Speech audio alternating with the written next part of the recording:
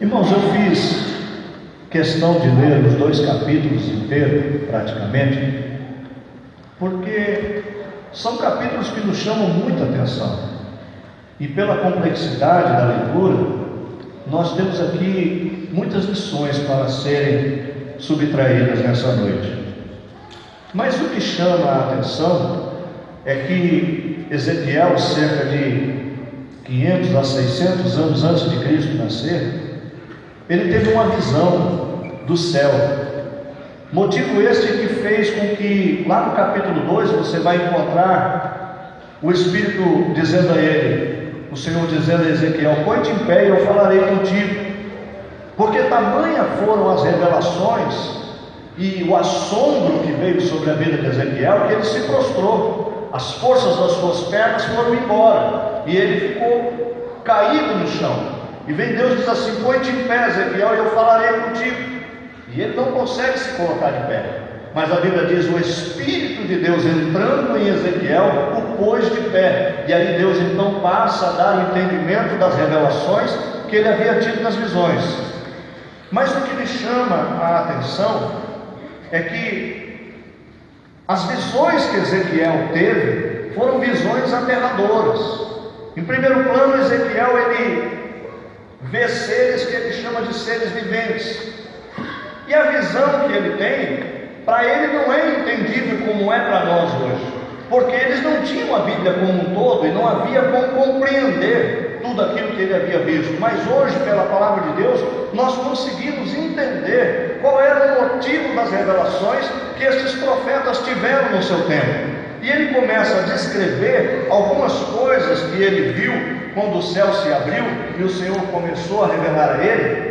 E ele descreve então estes seres viventes que carregavam 4 asas cobrindo o corpo e 2 asas para voar. Seres viventes que, quando eles se locomoviam de um lado para o outro, eles andavam como um relâmpago, como um raio do céu.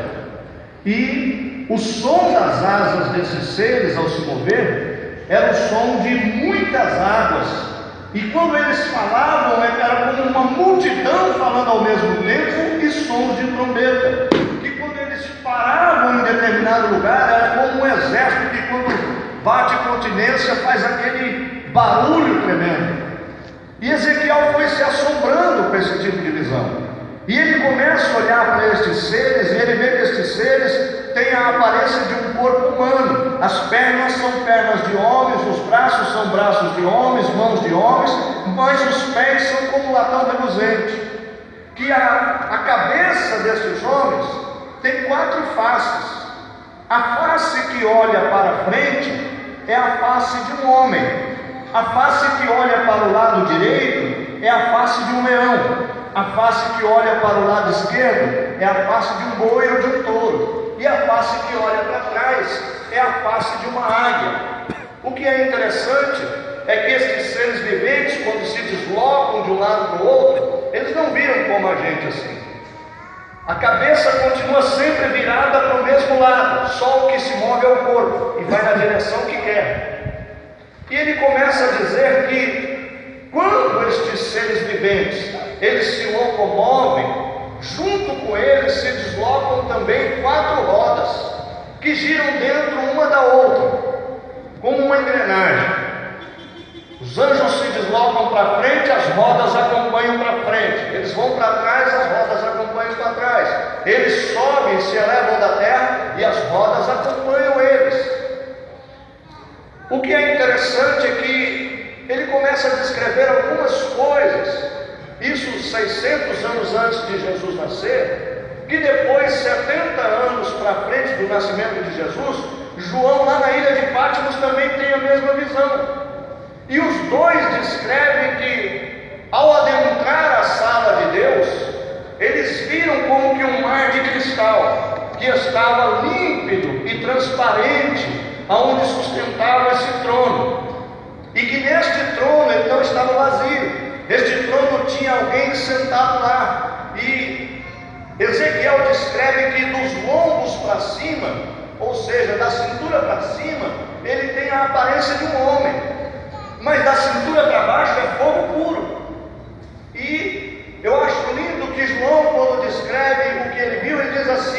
e eu vi um semelhante ao cordeiro que foi morto, mas que agora tem aparência de leão.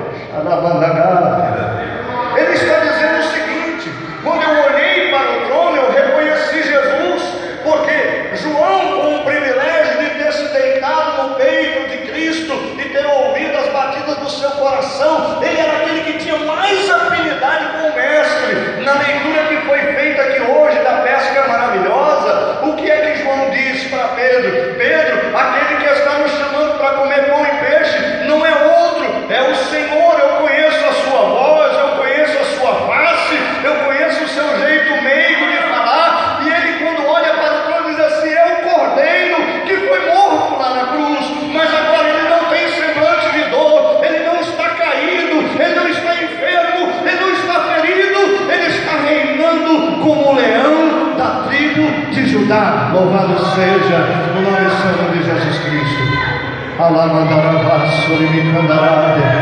Que coisa linda, irmão. E ele disse que tanto Ezequiel quanto João, ao olhar para o trono, eles olham em redor do trono e veem como que um arco daqueles que se forma no céu no dia de chuva. Alguém chama de arco-íris, mas não tem nada a ver com íris, porque íris era uma deusa do Egito.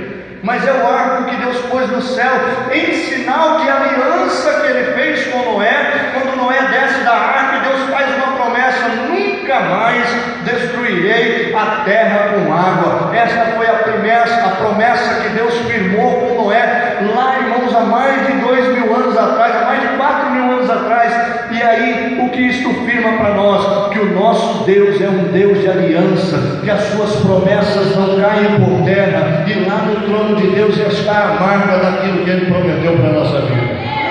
Quando a gente olha para o texto, a gente vai observar eles dizendo sobre o fogo que está diante do trono de Deus.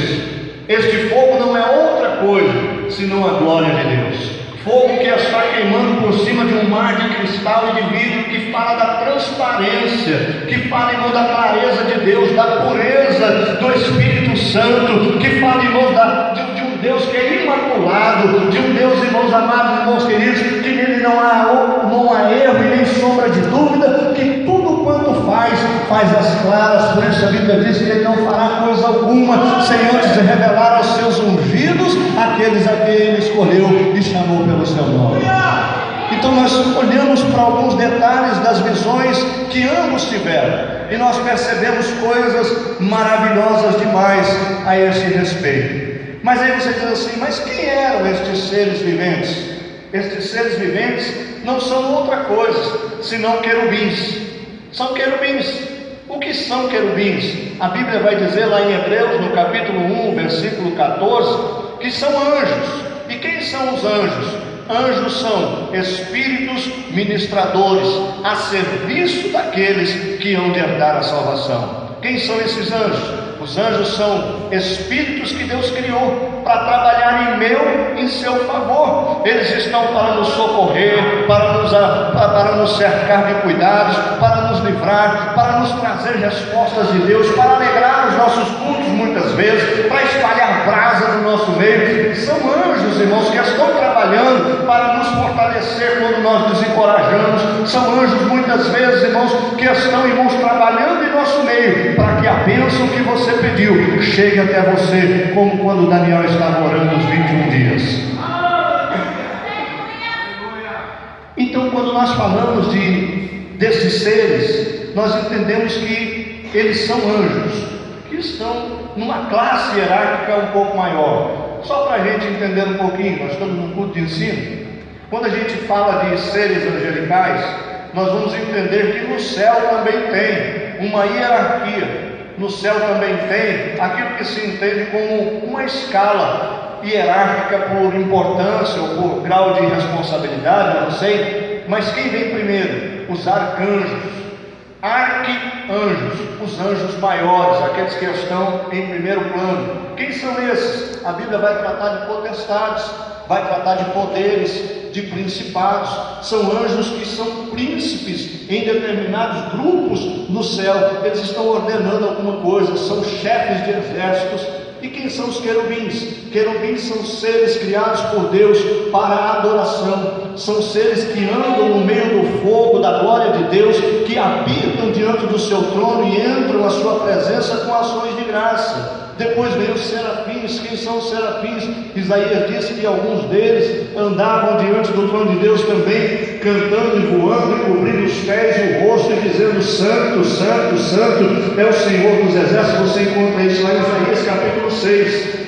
E depois vem os anjos, propriamente dito, que significa o que? Enviado ou mensageiro. Quem são os anjos? Os anjos são aqueles que Deus colocou em mãos para vir e ir, muitas vezes trazendo respostas das nossas orações, muitas vezes nos socorrendo, nos ajudando, intervindo em algumas situações, dando livramentos, escapes, guardando a nossa vida. São anjos, e muitas vezes nós não nos damos conta de que há anjos de Deus trabalhando por nós. Mas então, esses seres viventes são 4 querubins. Estes querubins carregavam em si 4 rostos: o rosto de um homem, o rosto de um leão, o rosto de um boi e o rosto de uma águia. É uma coisa interessante, porque quando nós falamos desse número 4, existem estudos na Bíblia sobre numerologia bíblica. Você já parou para pensar nisso? Que muitas vezes os números da Bíblia nos dizem muitas coisas. Você quer ver uma coisa? Quantos anos foi o cativeiro babilônico? Foram 70, né? Quantos anos foram a caminhada no deserto? 40 anos. Quantos anos o povo ficou preso no Egito? 400. Quantos anos, irmãos, Moisés viveu no Egito? 40 anos. Com quantos anos Moisés voltou ao Egito para liberar o povo? Depois de mais 40 anos, já estava com 80. Quanto tempo levou esse povo peregrinando no deserto até que eles fossem entregues para Josué? Mais 40 anos. Quando a gente começa a olhar para a palavra do Senhor, a gente vai enxergar que o número 4 na Bíblia não é outra coisa senão o número da criação. Que número de criação? Tudo o que foi feito, tudo que tem relação com a vida humana, todos os seres que respiram e existem, estão relacionados com o número 4 na Bíblia. Isso fala da existência do homem. Quer ver outra coisa? 4 também são os pontos cardeais. Lembra de norte, sul, leste e oeste? 4 são as estações do ano: outubro, outono, inverno, verão, primavera, não é isso? Quando a gente fala desse número 4, a gente fala dos elementos: a água, o fogo, o ar, a terra. A gente fala das famílias, povos, línguas, raças, nações. Quando a gente fala do número 4, a gente fala do sopro de Deus. Lembra quando Ezequiel entra naquele exército de ossos secos, tudo acabado naquele vale, e o que Deus diz para ele? Profetiza, Ezequiel, sobre estes ossos secos e pede que sopre dos 4 ventos da terra, e vem ali os 4 ventos do Espírito de Deus e sopra sobre eles. Quando a gente fala de 4, a gente fala dos 4 tipos de coração que se revelam na humanidade. Lembra quando Jesus está ensinando sobre a semeadura? Ele fala que um coração era o quê? Aquela semente que caiu no beira do caminho, a outra semente caiu entre os espinhos, a outra semente caiu no terreno pedregoso e a outra semente caiu numa boa terra. Isto fala, irmãos, também dos impérios. Quantos foram os impérios antes de Jesus? Foram o babilônico, o medo-persa, o grego e depois o romano. A gente fala de 4, a gente fala dos juízos que estão lá no livro do Apocalipse: guerras, morte, peste, fome e tantas outras coisas. E quando a gente fala de 4 também faz menção aos evangelhos que estão registrados para nós. Na verdade, 4 são os evangelistas, porque o evangelho é um só. Louvado seja o nome santo do Senhor. Então, quando a gente está falando destes querubins, qual é a relação que eles trazem? Qual é a importância dos rostos que cada um deles apresenta? Por que eles viram estes rostos diferentes nestes seres viventes? Vamos lá. Quando a gente fala destes seres viventes, eles nos lembram os evangelhos que nós conhecemos: Mateus, Marcos, Lucas e João, porque a representação do rosto de cada um desses querubins ele vai mostrar para nós um dos evangelhos e como este evangelho apresenta Jesus Cristo à humanidade. Quando a gente fala, irmãos, desses querubins, a gente precisa entender o seguinte: lá no livro do Evangelho de Mateus, Mateus vai apresentar Jesus como rei. Jesus vai estar na mesma genealogia no capítulo 1, versículo 16 do livro de Mateus, como filho de Davi, sucessor ao trono. Por isso todos olhavam para Jesus e achavam que ele restauraria o reino naquela época, porque ele vem da linhagem de Davi, e sendo rei, ele vem com a representação do rosto de leão, e este leão aqui representa poder, soberania, força, domínio, liderança. Este é o Jesus que nós pregamos aqui nesta noite. Louvado seja o nome santo do Senhor. Quando a gente olha para a face do boi, a gente olha para o Evangelho de Marcos. Por quê? Porque Marcos é o evangelho que mais retrata os milagres e o serviço de Jesus. Então, o boi, ele é a representação do servo, porque embora tenha grande força, o boi muitas vezes serve ao homem.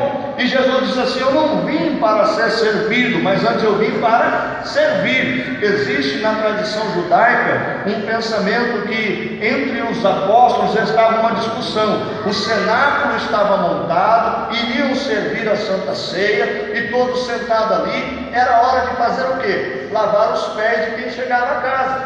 Aí Pedro olha para João e diz assim: João, quer lavar os pés? Fica lá na porta. Ele disse: eu? Não, eu sou o que deita no peito de Jesus. Não vou nada.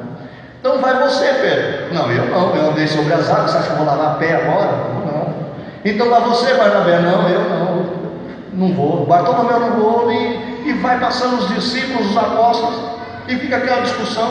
E Jesus diz assim: ô Pedro, pega uma toalha lá para mim. João, pega uma bacia com água para mim. Para quê, Senhor? Vou lavar os pés de vocês.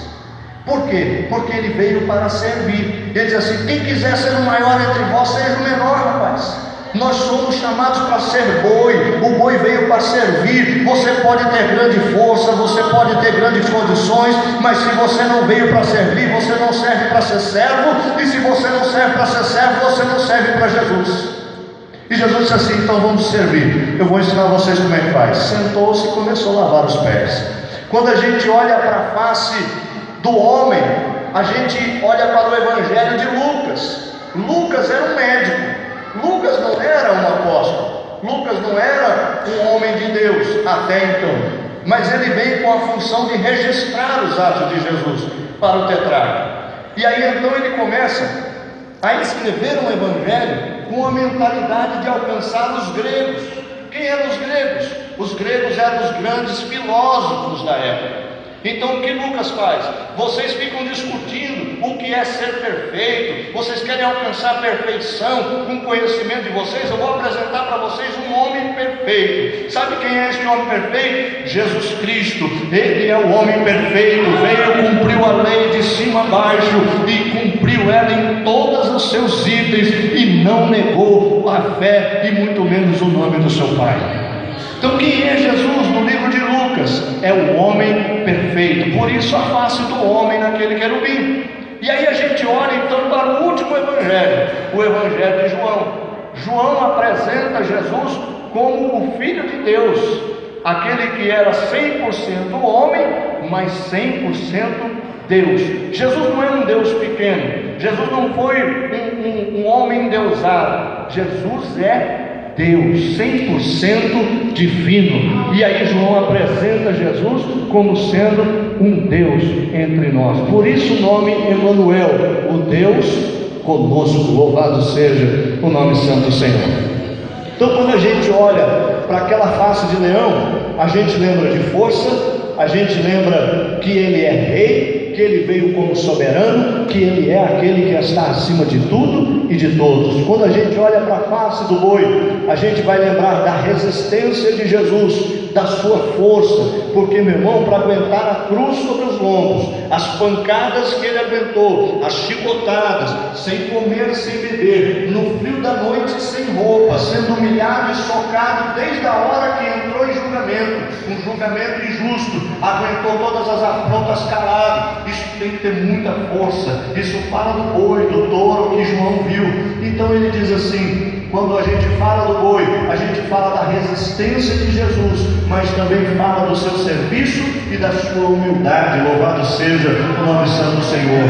Quando a gente fala do homem, a gente fala da imagem e semelhança de Deus. Ele é a perfeição naquilo que se assemelha a Deus. Ele é o homem perfeito na presença de Deus. E quando a gente fala de João, a gente vai lembrar da águia. Por que da águia? Porque a águia, irmãos, é a ave que voa mais alto possível. Quando a gente fala de águia, a gente fala exatamente da representação de Deus. Então a águia aqui vem representar o Cristo divino, o Cristo Deus, o Cristo não homem, mas o Deus entre nós. Louvado seja o nome santo do Senhor. Por quê? Porque a sua visão é ampliada, porque em todo tempo de dificuldade ele vive acima destes céus que nós conhecemos. Um crente que quiser fugir das lutas desta vida, ele precisa fazer o que? Viver uma vida de oração constante. Por que os evangelhos são 4 e 3 deles são chamados sinóticos? Os 3 primeiros evangelhos são chamados sinóticos. Sinótico significa semelhante, parecidos, com características iguais. Os 3 primeiros evangelhos falam exatamente das mesmas ações que Cristo praticou, mas o evangelho de João não. O evangelho de João vai falar da comunhão e da forma peculiar que Jesus tinha de tratar com Deus, a maneira que Jesus se consagrava, a sua comunhão, a sua forma de orar, de interceder, de buscar a Deus nos momentos difíceis, de em todo o tempo render graças ao Senhor. Então João é um evangelho diferenciado, mas é o evangelho do Senhor.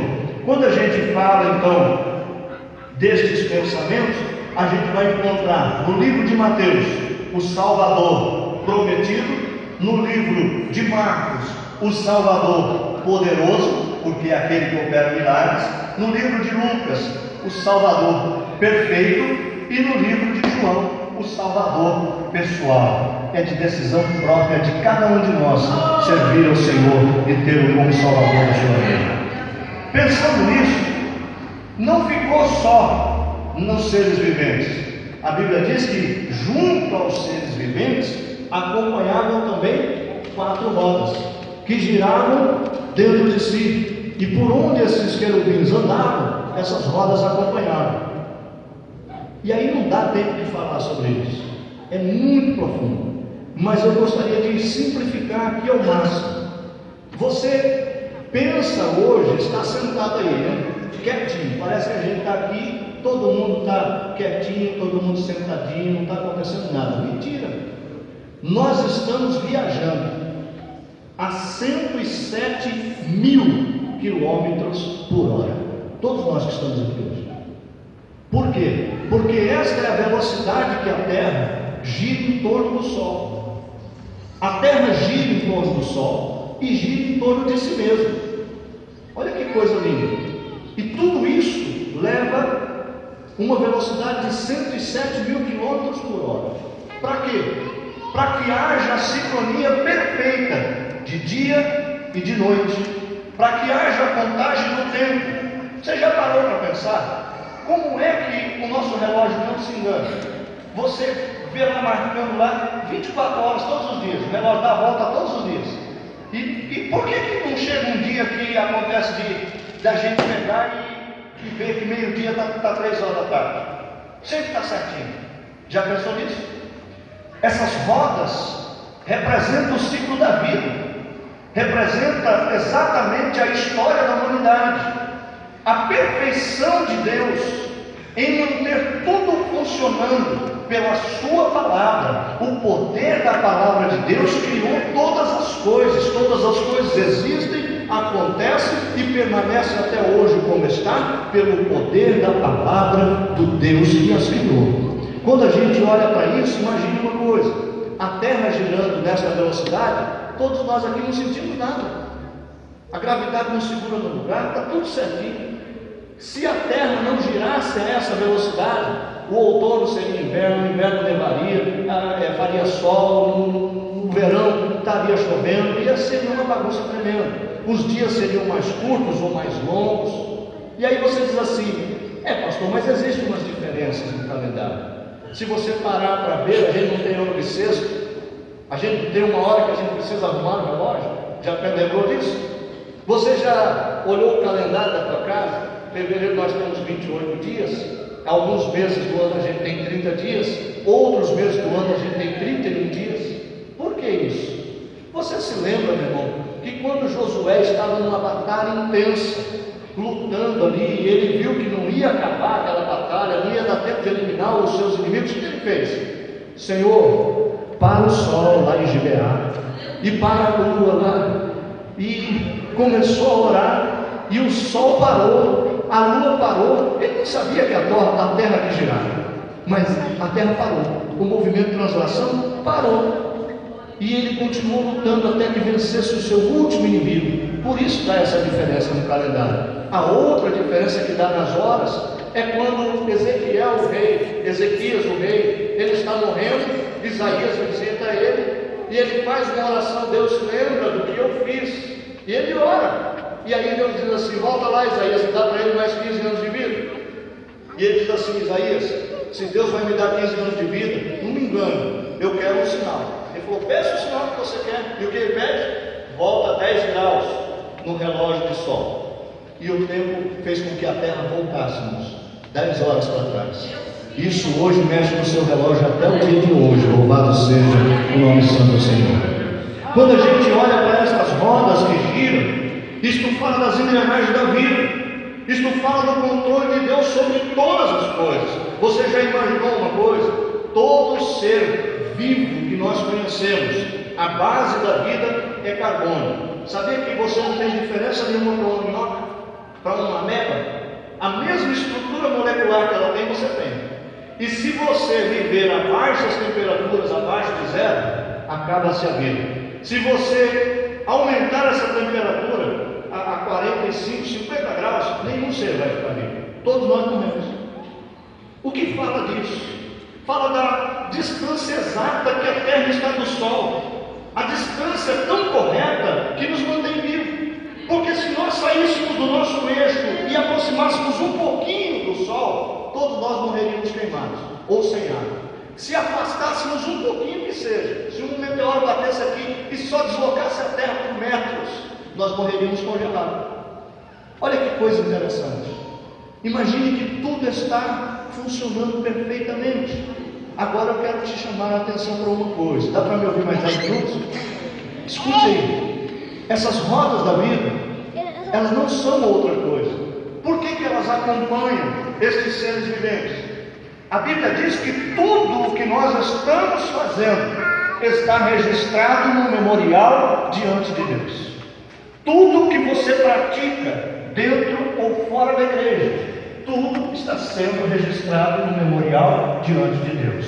Existe um livro que é o livro da vida, onde o seu nome está escrito para contar se você é salvo. Mas existem os livrinhos, que são os livros das obras que cada um de nós praticamos. E estes livros das obras, eles serão abertos naquele dia, e todas as nossas obras serão conhecidas de todos. Todos nós teremos as nossas obras conhecidas, sejam elas boas ou sejam elas más. Isso dá um pouquinho de medo, mas todas elas virão a claro. Não há nada escondido que não há de ser revelado, não há nada encoberto que não vai ser mostrado naquele dia. Tudo que nós estamos fazendo está sendo registrado diante de Deus. Deixa eu te dizer outra coisa. Estes querubins, muitas vezes, são como anjos que atuam nos nossos frutos, e nós não nos damos conta de que tudo que nós estamos fazendo aqui dentro, alguém está anotando. Quem veio, quem não veio, o que veio fazer, como que foi feito. Tudo que nós estamos apresentando diante de Deus, com que coração nós estamos aqui, qual é a motivação que nos trouxe a esta casa, como é que nós temos orado, se temos intercedido verdadeiramente ou se só dobramos o joelho para fazer um número. Todas estas coisas serão, irmãos, reveladas no dia que o Senhor nos chamar. Deixa eu te dizer uma coisa, quando eu olho para esse tipo de palavra, eu entendo que a perfeição do nosso Deus é tão grande,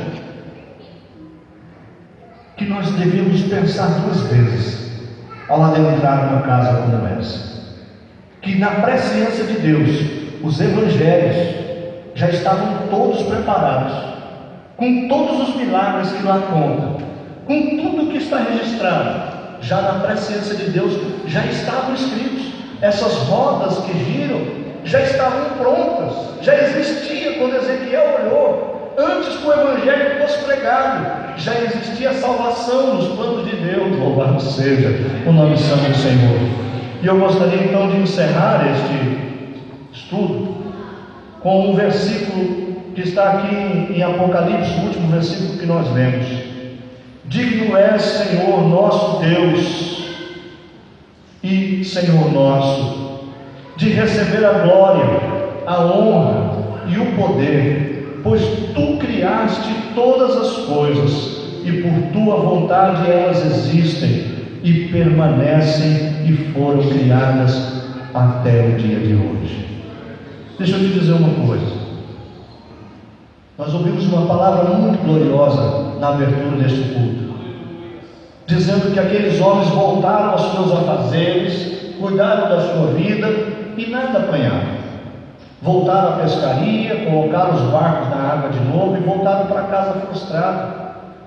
E Jesus, quando aparece para eles, é como que dando uma indireta, dizendo assim: e aí, o que vocês conseguiram com os seus esforços? O que foi que vocês alcançaram pelo mérito de vocês? Você, Pedro, que é um especialista em pesca, você que está a vida toda lançando rede, quantos peixes você está trazendo aí? Nenhum.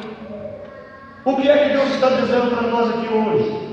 Que Deus tem registrado ao nosso respeito aquilo que nós temos feito, que aquilo que nós almejamos alcançar no nosso coração não vai vir pelo trabalho das nossas mãos, mas é porque nós servimos um Deus que é fiel, que Ele tem toda a condição, que por intermédio da sua palavra as coisas podem existir na nossa vida, existem na nossa vida e permanecerão existindo, porque a sua palavra nos garante essa vitória. Que lá no seu trono existe sim um arco em volta do seu trono, lembrando a aliança que Ele fez conosco. As suas promessas não cairão por terra. Este mar de cristal é a transparência de Deus em tratar com a sua vida aqui nesta noite, dizendo para você que você não está esquecido, que você não foi jogado num canto, que a prova pode ser grande, mas na hora certa Deus vai bradar e a vitória chegará nas suas mãos, porque o Senhor que você serve é um Deus de promessas. Louvado seja